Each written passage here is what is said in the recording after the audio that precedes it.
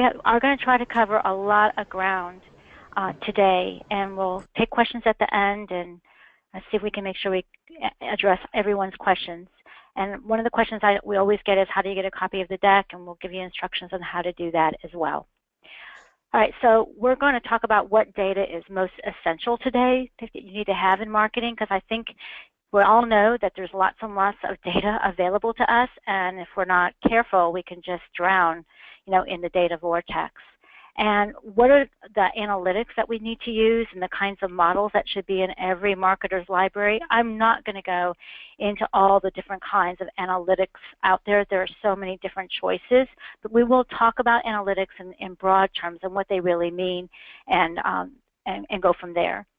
We'll also introduce a couple of key concepts for you to think about. One is related to analytics maturity, and the other is to what it means to be an analytic competitor. These are just two really useful models to have, and they provide a great framework for internal conversations. And then some techniques around syncing content channels and the customer journey. I'm going to hopefully have a moment to show you a quick example of why that's important to be able to use data in this process. And then we'll have time for wrap-up and Q&A. So that's the game plan. So with that, let's kind of talk about the vision, because I think if you understand what you're trying to accomplish and why, it's helpful. So try to imagine for a moment if you could really use data to help your organization make better strategic decisions. Yeah, we want to use data for all kinds of other reasons, and data is cool, and we also need data to measure what contribution we're making to the business. But most importantly, we need to use data and analytics to help our companies be more successful in the marketplace, to grow, to acquire more customers, to grow the value of those customers, to keep our customers, so making better strategic decisions about which customers, which products, which markets. So those are the kinds of things you want to be able to do. What market and customers provide the best opportunities for growth, which products you should be building or solutions you should be creating to go to market, whether those are products or solutions you should do on your own or do with a partner, which channels and touch points and offers are the most effective, and of course, what is and isn't working. Just if you're curious about us, come visit us at VisionEdgeMarketing.com. I don't want to waste our time today going through too much. Just want you to know we work with companies just like yours, all sizes, all over the globe, and we are really honored to have some of the customers we have. I think the best way to articulate the situation we're in today, the scenario that we're all living in today, is the notion of welcome to the intelligent enterprise. Because I've been around a long time, and so using data and doing market research and competitive intelligence and marketing science, these are not new ideas. They've been around for a very, very long time. But the notion of the intelligent enterprise, I think, is really interesting. And lots of companies are exploring what that really means. And what it is about is how data is used to really be more successful and more competitive. And so you've got a number of organizations. If this really intrigues you and you feel compelled to really learn more about what's going on in this particular area, there's organizations like the Economist Intelligence Unit, Tableau. There is various other organizations that are looking at analytics and the adoption and what it means in terms of culture inside an organization, because it's a huge transformation culturally for many organizations.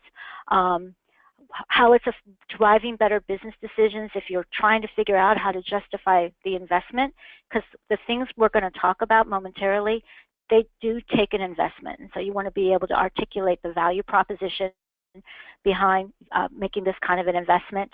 And then the fact that the explosion, the explosion is going to continue. That's not going to go away. And most organizations really are struggling to manage all the data. This is really the biggest challenge, is data management. And so one of the things that McKinsey did is they took a look at over 400 different client engagements in over a long period of time and across all kinds of industries. And what they found is that it can free up a lot of the marketing spend. So for those of us in marketing that are looking at how we can make our budget dollars stretch further, analytics can go a long way to helping us with that. So these are some of the value propositions behind this. Back to the Economic Intelligence Unit, they're finding pretty consistently that those companies who are really using data and analytics perform far better than their colleagues in general. 5 to 6% percentage points better on all fronts, whether that's market share, win rate, conversion rate, all different kinds of ways that that's measured. Okay, so we know we're all drowning. So what are we going to do about it? Well, let's talk about data. Let's dig into that concept first. We need to have both structured and unstructured data in our world today. And I think that's one of the biggest things that has changed. So in our prior days, we had unstructured data. There was unstructured data from focus groups and market research and other ways that we captured anecdotal information, sales presentations, trade shows, comments, all different kinds of ways that we got data. But today, the amount of unstructured data has really exploded and has a lot to do with what we're doing in the world of socially, all of our social networks and video and all the other vehicles that are available to marketers today from a touch point and channel perspective. The traditional data that we find in ERP systems, the stuff that comes in rows and columns, this is the world of structured data, and even that has been growing as we glom on more and more technology together, marketing technology together. That actually is increasing even the structured data. The big data is all the stuff that can't be put into rows and columns, and again, when you think about all the product reviews that people are being asked to do, and all the Twitter and sentiment data that's coming through. So these are the biggest challenges, is putting these two together. So I thought I would help you guys think about what are the data categories you need to put your energy into, because otherwise it's just overwhelming. I mean, everyone finds it overwhelming. So the first one is demographic, psychographic data. Now, who are they? Why do they buy? What triggers their purchases? Those kinds of things. So make a category around that and go and do an inventory and see what kind of data you have that you can put there. Then is spend and financial data. Which customers buy? What do they buy? How often do they buy? So find out what data feeds that category. Then you've got your interaction and engagement data. Lots and lots of tools out there today to help us with that. How do they interact, when, how often, through which channels? Almost all of our marketing automation platforms of any kind, CRM platforms, our email platforms, all help us look at interaction and engagement data, our website data. And then our consumption and usage data. What are they using? What are they buying? When did they buy it? Those kinds of questions. So that's another really important category. And then relationship data. Are they satisfied? What kind of sentiment data, that helps us look at those reviews that we get and the comments that we get. So go see how you can organize your data, because the biggest challenge most people have is having a data management plan. And the beginnings of your plan starts with what is the taxonomy and how are we going to organize our data. And so these 5 big buckets are a great way to start. Okay, so now you have your data. How do you know what to do with the data in these 5 buckets? Which data matters the most? Well, our recommendation is that you really start with 5 questions. The whole purpose of doing analytics is to answer a question or to be able to make a decision, right? So if you think about it from that perspective, if you follow Bernard Marr or know of Bernard Marr, I love this one statement that he often makes, and I use it regularly when we're helping our customers address data and analytics, is to get the most out of your data, you need to know what you want to know. Otherwise, it's just, again, kind of floundering. So always start with what is the question or decision that you have to make. So what's the question you need to answer and the decision that you need to make? And if you follow this advice, you'll start with these 5 questions. First, which markets or segments should we pursue? And how do we gain access? Because one of the biggest things we as marketers can help our companies do is grow. That's one of the most important things we can do, is facilitate growth. And that means we have to understand markets and segments and know where to place our bets. how do we best go about acquiring new customers and keeping existing customers? Because as we know from our work with Phil, from anything you've read from Phil Kotler, if you haven't read a Phil Kotler book and you're in marketing, I recommend you go pick up his book, Kotler on Marketing. I think it's probably a really good starting point. And he says marketing has one job: find, keep, and grow the value of customers. That's our purpose. That's our mission. So how do you best acquire them? How do you best keep them? Which existing markets and customers are we in that we can expand and grow, penetrate, increase our share? Again, market share and marketing are very important relationship there. And then what new products or new solutions should we develop, or services, and how do we accelerate the adoption of those solutions among existing customers and new customers? And then lastly, which channels create the greatest response? Lift, not lift. Sorry, guys. So the point being here, if you look, this is the order of the questions. A lot of times we get stuck on question 5 first, but if we address questions 1 through 4 first, then 5 will be a natural outcome of that, right? Because we'll know a lot more about the markets and the customers we're going after, and we'll learn something about their journey, and we'll learn something about their personas. We'll get data and analytics to help us with that information, and then that will help us understand the channels. So starting with the first 4 questions and then answering question 5. Okay, so we talked about the categories, we talked about the questions. Let's talk about the data sets, and then we'll go from there into analytics. So there are really 6 important data sets that almost every company has, that some marketers have access to and other marketers don't. So you really want to have a conversation with the people that have can give you access to the data. So you really want to be able to get to that market, business, customer activity data. That's mostly structured. It typically exists in ERP systems and CRM systems. And if you don't have access to those, you definitely want to get access to those. Social media, comments, and review data. Typically, marketers have access to this, but sometimes it's in other parts of marketing. It may not be in the communications arm, or some might be more in product marketing, or it might be in a different function. So you want to be able to get access to that data. If, for example, if you're a data scientist or an analyst, you want to be sure you have access to this data, and it's mostly unstructured. All transactional data. This data is typically finance data, and oftentimes marketers don't have access, so you want to be able to have that conversation. Website data, and there's slews and slews of that, and you can have different tools, whether you use Google or other kinds of products, to look at your traffic and who's coming and where they're coming from and how long they're there and where they entered and all of that. You want that kind of information.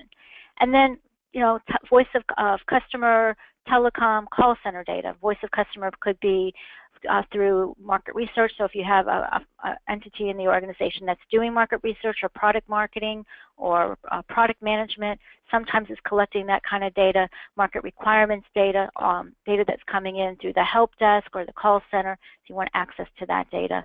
And then all images and graphics, which are also typically unstructured. So you have 5 categories, 5 questions, 6 data sets. And with that, you're going to have a pretty good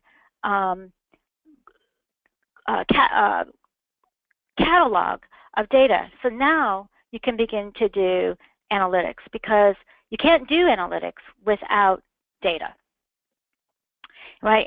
And you want to be able to make sure that the data you have is really useful. So the biggest challenge almost everyone has is getting the data organized and managed, and then being able to get insight from that data. And that takes us into understanding that the data is really like rough gems. They really don't do anything until they get handled, refined. And once we refine them, what we really want to be able to look for is meaning in them. And out of that meaning, organize that in such a way that we can then do something with it. So while it might be pretty in its raw form, it's only useful once we go through that process.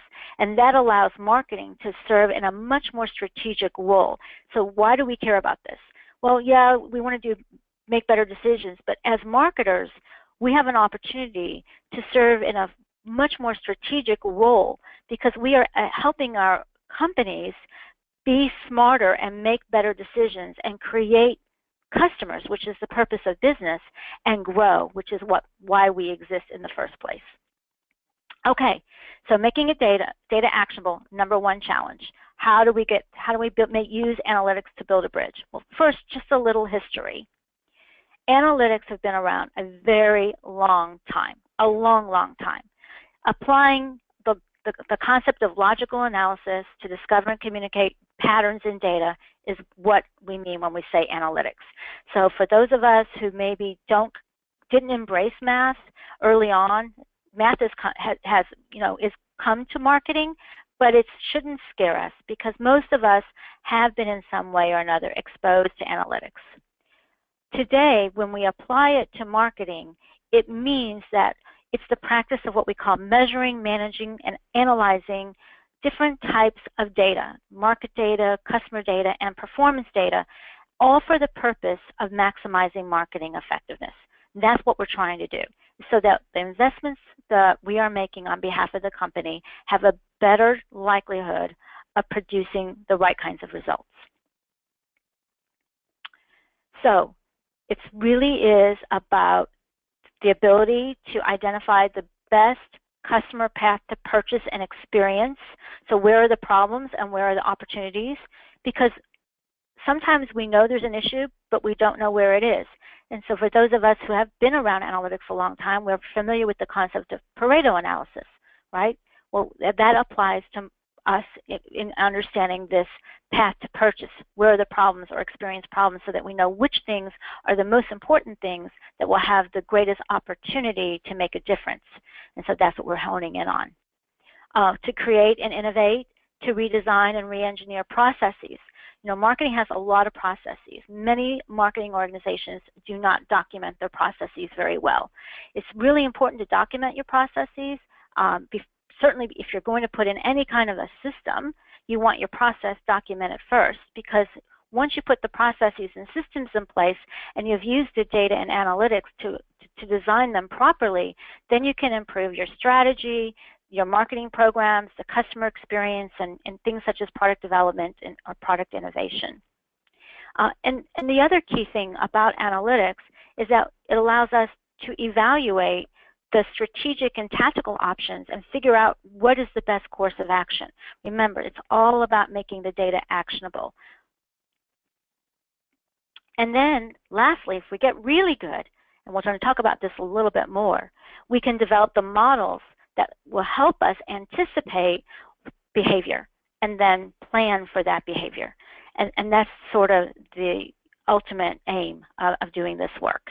And it takes a while to get there. So with that, these are the questions.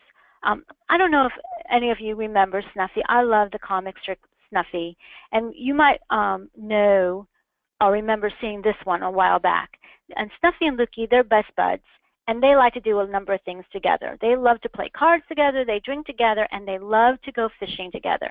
And so this is one of those comic strips where Lukey and Snuffy are setting out to go fishing, and Lukey says, "That's a lot of bait, Snuffy." And Snuffy says, "Today I'm going to be prepared."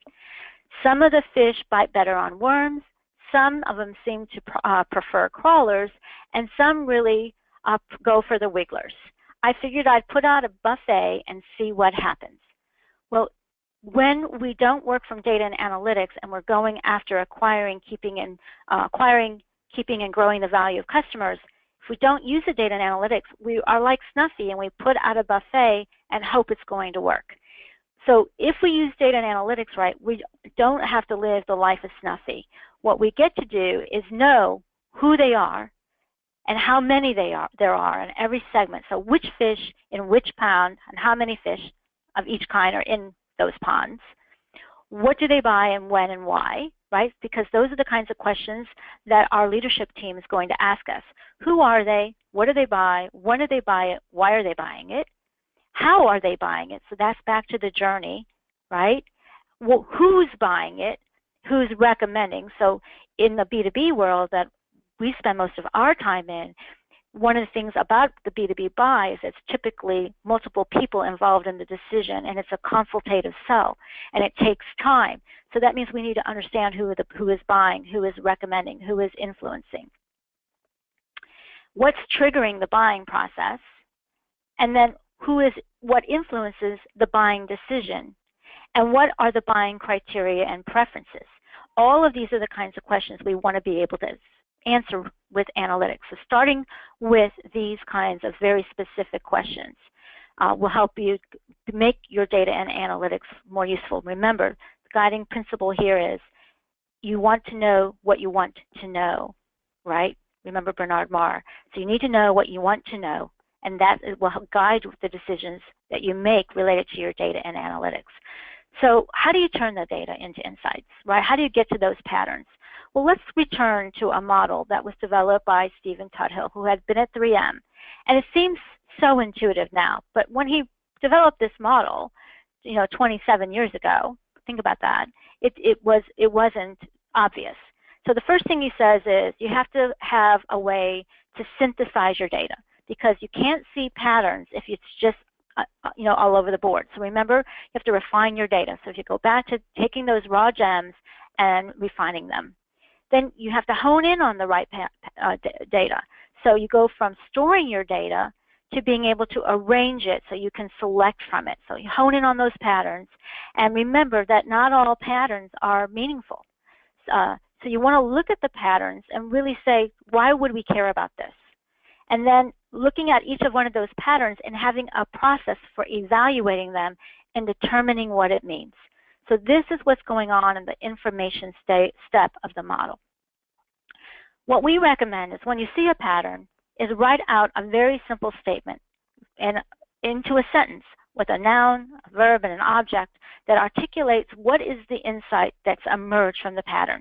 If you can't do that, work until you can do that, because that's really important.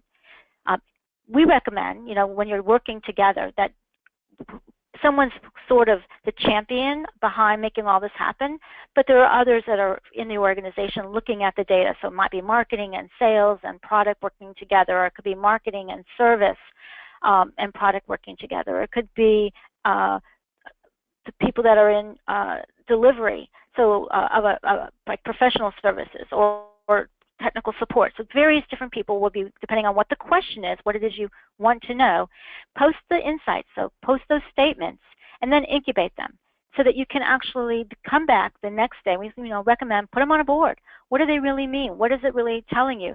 Step away, return with fresh eyes, and see which ones of those things really still resonate, and then put together an action plan. What are you going to do with it? So if you go from storing your data, what data do we want? Remember those 5 categories and the 6 data sets. Arrange it in some ways and refine it so you can get to the patterns. Figure out which patterns are important, and how do you articulate an insight from that pattern that is actionable. Pick the ones that are most important, that are going to move your business forward, and then come up with your action plan. So that's how you do it. And I know it seems so simple and so obvious, but this really is takes some time, and you have to have some practice at it and some expertise at it. Okay, so that allows us to begin to think about models, because once we start looking for patterns, and the patterns then help us think about the different kinds of models. So models help us or tell us what kind of analytics we want to perform. So example,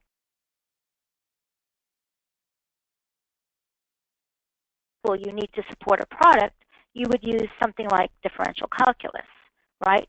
But if you're wanting to determine a maximum or minimum or a value or establish a frequency model, you'd use something different like integral calculus. But if all you're really trying to do is determine the likelihood of something or the probability of something, you might use analytics that is tied to weighting and ranking. So knowing what you want to answer is going to dictate the analytics you use to help you build the model that you're going to create. So we recommend that in order to build models, for those of you who are willing to jump in and start thinking about models, you have to define the decision. Remember, check all your literature, because why reinvent already in existence that you can just plug and play. And that's so much better. So see what's already out there, and if you can, use it. If not, then you're going to have to go and gather what you know, build your assumptions, pull all your data, classify your variables, make a list, and identify what data is missing, right? So that's a very important step. You can't just go from the notion of I want a model and start a model. You really kind of need to understand this very critical step. Then you decide what approach you're going to take. You build an initial model, and when you do that, you can then set your parameters around what kinds of equations you're going to need and develop a plan on how you're going to estimate those parameters. Then you can pilot it, test it, verify it, validate it, and revise it. Models are living things. We live in a dynamic world. Customers' behavior changes due to variables sometimes within and many times outside of our control, and we have to adjust for that. We can't control what the competition does. We have very little control over what might happen on the macro world in terms of the economy or political events, things like that, and they can have huge implications to what we do in our models. Okay, so what should be in every marketing library when it comes to models? We recommend sort of there are 12. You should have these models or something that you can use in your library to help with the following. How you're going to segment customers, segment markets. So a segmentation model, pretty basic. There are some simple ones that already exist. We have one, and there are complicated ones. So depending on where you are in your maturity, which we'll talk about in a moment, you're going to think about that model. Personas, right? We've talked a lot about personas. We have some articles on personas on Nimble. So very important, because depending on who you're marketing to, even if you're in a horizontal marketing to, let's say, accountants, not all accountants are equal, right? If you're marketing to CFOs, there are some finance folks who are very strategically oriented, others who are just around the money. So understanding the persona. The buying process, having models around that. Touch points allocation. How are you going to allocate different dollars and efforts to which touch points? And that obviously ties back to the segment, the persona, and the buying process. So these four are very interrelated. Pricing models, very important to marketing, how we're going to price. Opportunity scoring models. So now we've got products that are solutions. We've priced them competitively. We have a great value proposition. We've done our segmentation, our personas, our buying process. Now we're getting opportunities. We want to be able to score them. And then we want to use all that information to do campaign lift. How do we improve on what we're doing and see what kind of actual impact the investments we're making, the campaigns that we're running are having on the business. And that takes us to attribution and mixed models, which are very popular right now, and then ultimately down to predisposition to purchase models, those models that help us understand which set of customers are most likely to buy this particular product. So those of us who have been on Netflix or Amazon, it says, if you liked X, you'll probably also like Y, are using an example of predisposition to purchase model. Then likelihood to defect, or those customers who are at risk. Very important. Remember, our job is not only to find them, but to keep them. And then the predisposition to purchase is to grow them. And then portfolio management models, which have a lot to do with how you're going to manage all the solutions and the way those solutions work and play with each other. So these are the basic models that should be in the marketer's library. Okay, so remember, the key is to seeing patterns in customer preferences, market trends, and competitive moves. The whole point is to use these patterns to facilitate customer-centric business decisions. So that takes us to this question. How do we visualize these patterns? Right, so there's lots being written about data visualization right now. I'm sure you've all heard of it. So the key is to take the data and present it in some way that helps people see those patterns. You may see them by looking at a table, but most people need other ways to see data. So you want to be able to analyze the data visually so that it's clear what's relevant, because otherwise, it just can get very overwhelming, even when you do the model work. So pulling out from the model is what's really relevant so you can clarify the variables, help make the decision, because to be a strategic player, we have to facilitate strategic decisions. So capture it, communicate the most important patterns, and then eventually support predictive models. All right, so you want to find out the best way to expose the trends and patterns, that things that wouldn't have been noticed otherwise. So when you're looking at data visualization, that's its purpose and that's your goal. So you're saying, wow, Laura, this is overwhelming stuff. I got a lot of data. I'm really not sure where I am on data management. There's a lot of different kinds of analytics. I didn't even know there were this many models, right? So it might be a little overwhelming. So take a step back for a moment, see where you are in analytics maturity. We like to use Gartner's model, but there are other models out there, and basically says this is the kinds of ways you look and can move your journey forward in maturing your analytics capabilities. So you have descriptive analytics. This is looking at what happened. Many of marketing dashboards and much of the things that marketing reports on fall into descriptive analytics. It's all looking at what happened. Most of us can get here on this spot of the model pretty easily. The next question is, why did it happen? So now we're in the diagnostic mode. If you aren't doing that yet with your descriptive analytics, that's where you want to go next. Once you get there, now you're going to be able to have some momentum for what will happen, which is the world of predictive analytics. Everyone's talking about that, but you can't really get there. You can't go from very easily from down at the very bottom of this hill to that point on the hill without going through those interim steps. Once you know predictive analytics and you've got those models in place, now you can begin to ask your question and do scenario analysis and analytics around how can we make X happen. So if we do these things, what do we think will be X or Y, and how do we make that happen?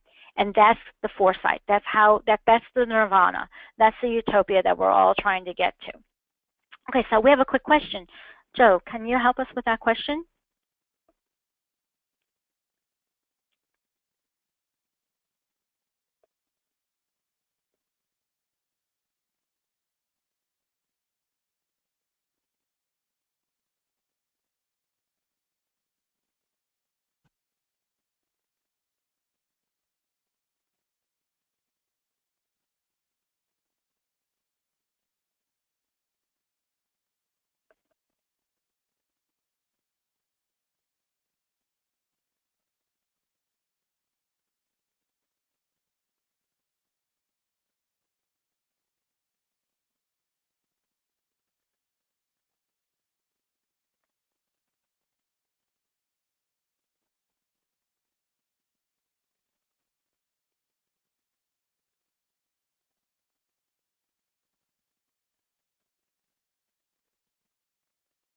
Okay, so here's the results, Laura.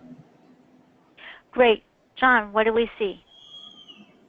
Well, I think that we're all really in the beginning of all this, in the stages of maturity with our marketing, that at best we have dashboards that tell us what happened, and ultimately where we all want to get to is not only to predict what will happen, but actually how can we make these things happen, and this is sort of the nirvana of marketing. It is. And it's not surprising that, it is a very early, well, we've all been talking data and analytics for a while. For many of us, we're still pretty early in the journey. If we think back, for those who've been in marketing a long time, right, when we first started doing websites, look how long it took to go from hard coding brochureware to the interactive websites of today. Decades, right?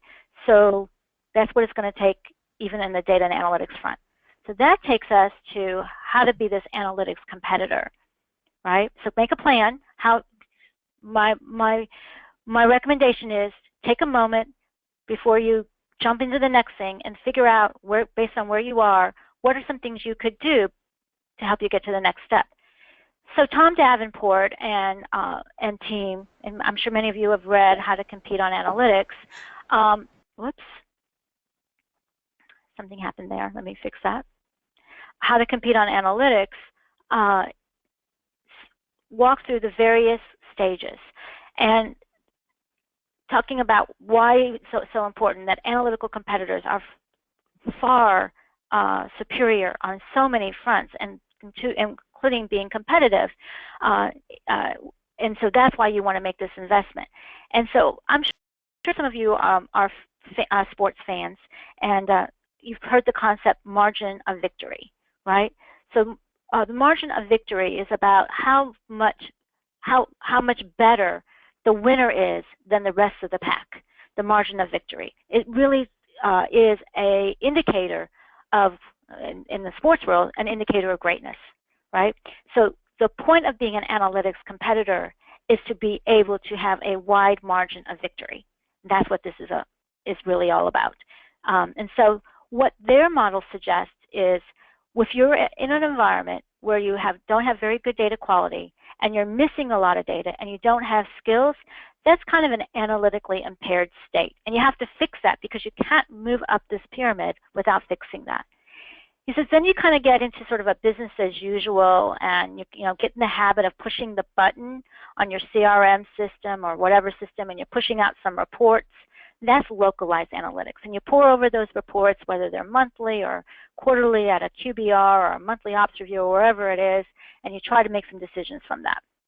Then you've got some folks who have been putting maybe in some BI tools, but there's not really very easy access, and there's only a few people who can use it well, and that's sort of, it's isolated into a few key places, and that's called the analytical aspirations, those who are aspiring, right?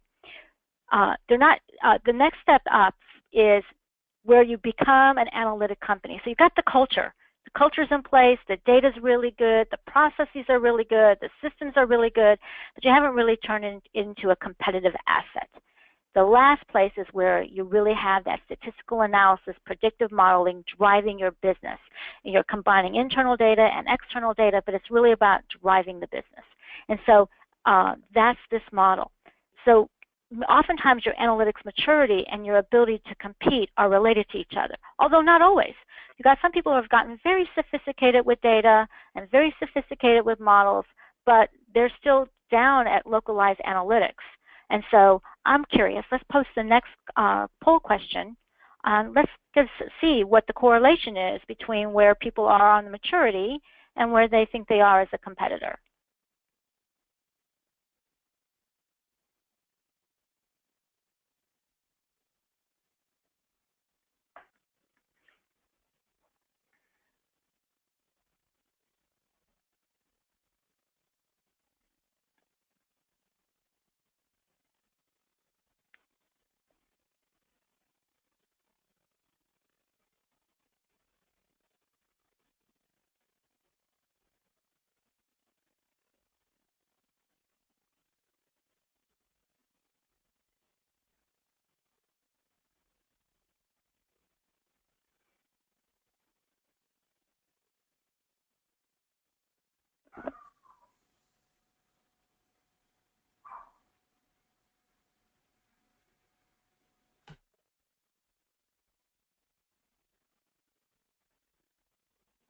Okay, I'm going to show the results now.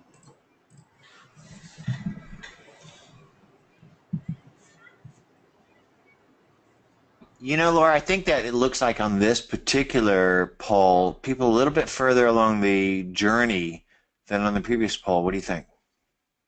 Yeah, kind of interesting, right? So my question would be, and that goes back to the mostly reporting part, maybe, having some tools. So yeah, that's an interesting thing. It probably would make for some good post conversations about why that is. We should maybe think about how to have that conversation. On the other poll, the last category was the least, but the second to last actually had more people in it, whereas this one, really everybody sort of clumped really in the first three buckets. So yeah. I think that while we may have people not as far back as the other one, they're just not as far forward either. Well, that's why everyone's here, to figure out how they can move that journey forward. So let's go take a look at and start talking about some of those things. Thank you all for participating in the polls. Whoops. All right, so I wanted to show you an example. This is a company that wanted to figure out how to best use data. And so this is just an example of, after they were able to use all their data, how they applied what they learned to build a model for a particular persona in a particular market that allowed them to know what were the best touches and channels for that persona and market. And so here's what they've done. They looked at using the 6 C's of customer engagement: contact, connection, conversation, consideration, consumption, and community. And then how did they apply that? They said, oh, so what we know now is that social media plays a really important part in moving this conversation forward with this group. So we need to make sure that we're much more involved in SlideShare. And that was a primary channel for them. They hadn't really been doing as much there. They had some stuff on their website, and they had some other things going, some YouTube things, but not really so much. So they got much more sophisticated about their social media, particularly SlideShare. They also created some better calls to action, because what they all realized is that how important analyst reports were to their community, and that this persona was very active in LinkedIn. So they now created a LinkedIn display ad, and one of the key things they offered was an analyst report. So they went and built some better relationships with some analysts and some better reports. And that allowed them now to also be thinking about industry events, because now they knew which analysts were critical, which events, and they teed up a session presentation. They went off and sponsored something, right? And then that led to them thinking, we're going to have something after that event. And so they built out a white paper. And so now they're really even working on how do we get them to come to our website. Because up until then, it's not really about coming to our website. There's too many other things that has to happen first. It didn't mean they hadn't come to the website or looked around, but get them to engage. So they made a white paper, then that allowed them to get them to subscribe to a newsletter, so they would get additional contact and begin to engage, and that led to a pay-per-click initiative around a demo for their product. And from that demo, that allowed them to move into phone and chat connections, which were important for their engagement and getting to the conversation. That led to them now doing a webinar. So they had been doing webinars much earlier in the journey, but it was too early. So they moved their webinars more forward as a result of the data and analytics into the conversation, and integrated customer case studies and customers into those conversations, right? And from that led to some face-to-face conversations and face-to-face events and formal presentations that ultimately led to having conversations around inside sales calls, formal RFPs, which went via email. They didn't have a tool yet to do that. And then that led to closing those deals and onboarding their customers through an onboarding process, and then revisited how they onboarded customers to improve the experience. This is just an example, but the data allowed them to streamline this, get more process-oriented, to understand what comes before and after, and because it's not a big company, they didn't have huge amounts of dollars to do it all, and they had to make better decisions. So this is just an example of applying channels and touch points to a customer buying process and a persona, and knowing where they are and who they are. Another example had to do with segmentation and propensity to buy. That last example is more of a product-oriented company. This is a services-oriented company. In what they're looking at is they had wanted to grow their membership. And so they had created some personas. You can see there are some personas here. They looked at their current membership and they said, how profitable are some of these personas? How active are some of these personas? And which ones are inactive? So as we go looking, and this is about using a mirroring type of model and segmentation model, who do we want to go after? Because again, they can't go after everybody. And they're a membership base. It's membership based. So they said, okay, so now let's take a look at the various markets that we want to look at, and how many of those personas are in those markets. And as they went through that group, they said, oh, here are the 3 best personas in those markets that we want to pursue. So they looked at the personas by market, they looked at the personas as they related to their current membership, and they said, which are the top 3? Because we can't do them all. And they identified these are the top 3 that we're going to go after, and we're going to build our value propositions, our messaging, and our offers. We're going to craft personas on our website, everything we do is going to be related to these 3 personas and understanding these 3 personas. And so they figured out who was going to buy, where they were, what they were most likely to purchase. So this affected even product development, right? Because now they're going to be thinking about products and also, again, of course, touch points. So this is 2 examples of real companies using data and analytics to solve and address marketing. So the question is, can it be done? It's hard work. Can it be done? Are there any marketers doing it well? There are groups of marketers doing it well. We've been doing this study it's going to be 16 years, so since 2001, and it looks at the best-in-class marketers, those who earn high marks from their leadership team, and what they do better and differently, and to prove their value. We know now that there are 3 types of marketers, and you can self-select which one you think you're in. This elite group of marketers who get this a 90 or greater score from their leadership team, and they're really the value creators. Then the middle of the pack group, which is a pretty large group of folks that really see themselves as in service to the sales team. So they're really sales support, and they're totally focused on qualified leads and things like that, demand gen. You can hear it in their language. And then the last group, the campaign producers. This is the group that operates kind of like an internal agency, kind of on demand, making the pretty stuff, the 1-800 marketing, check the box, type of approach to marketing. All of these are important, and they all have their place, but it's the A's that get those high marks, and it's the A's who are good at using the data. And that's one of the reasons they get the high marks. So you can see they're much consistently far better than the sales enablers and the campaign producers. The sales enablers are getting better at it, but they're coming a long way, and a lot of that has to do with the tools that are available to them. But the other thing that separates them isn't just the use of that data by marketing, but the use of that data by others, marketing's data by others. And so the value creators have done a much better job of having their data be used by people outside of marketing, by the CEO, by the CFO, by business unit leaders, and by salespeople. And so, again, that makes the marketing data and marketing more relevant. And one of the reasons these A's have been successful compared to their colleagues is they're building analytics and data mastery. So they're much better at looking at getting those analytics insights, those patterns, linking the marketing activity to the business, selecting the right measures, and analyzing and reporting on data. Much better, far better than the other 2 groups. They're in the 7s out of 10s compared to like the campaign producers, which are mid-4s to 5 out of 10. It's very clear as a result of this kind of work how these marketers are affecting the business, how they're impacting the business. So in that fashion, that makes them more credible, gives them more influence, and we can see that in the results. So if you look at some of the things that matter to businesses, like revenue growth, like contribution to pipeline, win rate, share of wallet, retention, acquisition, right? Find, keep, and grow. You can see that those value creators are still significantly superior in producing results.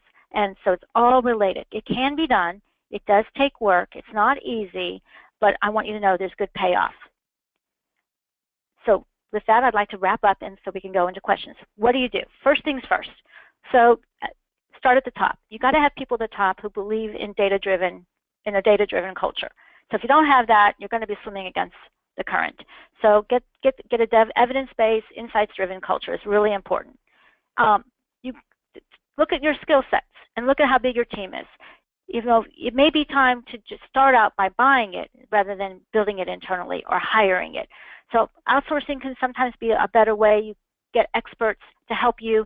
They give you the processes, they give you the models, they can do all kinds of things that help you get faster traction on the journey than trying to do it yourself and figuring it out and doing a lot of experimentation and having false starts.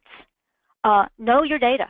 So you'd really be amazed at what data is available inside a company, but you don't necessarily know it. So make a data inventory. Know what systems the data is in, how frequently the data is updated, who updates it, who owns it, where do you have access, what data do you wish you had that you don't have, and so sort of prioritize your data list. So create a data inventory, because those A's have a data inventory. It's one of the key tools that they have. They have a data inventory, they have metrics chains, and they have a metrics catalog. create a roadmap. So how am I going to move from descriptive and diagnostic to predictive and prescriptive? How am I going to get those models? How am I going to know what are the ways I'm going to know I'm becoming an analytics competitor? So put that together.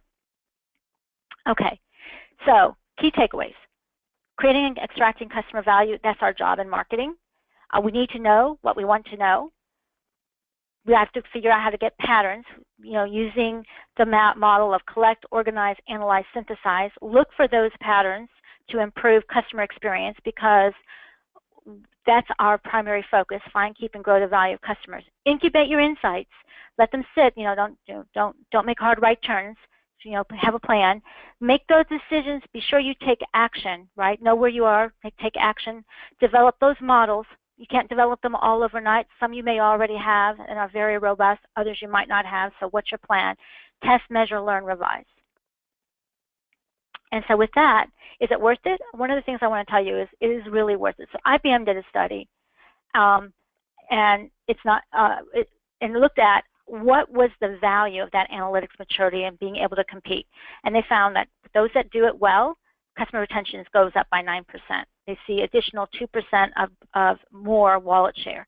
They can convert an extra 3% of contacts in a cross-sell situation. They can shift an additional 4% of their sales orders to more cost-effective channels.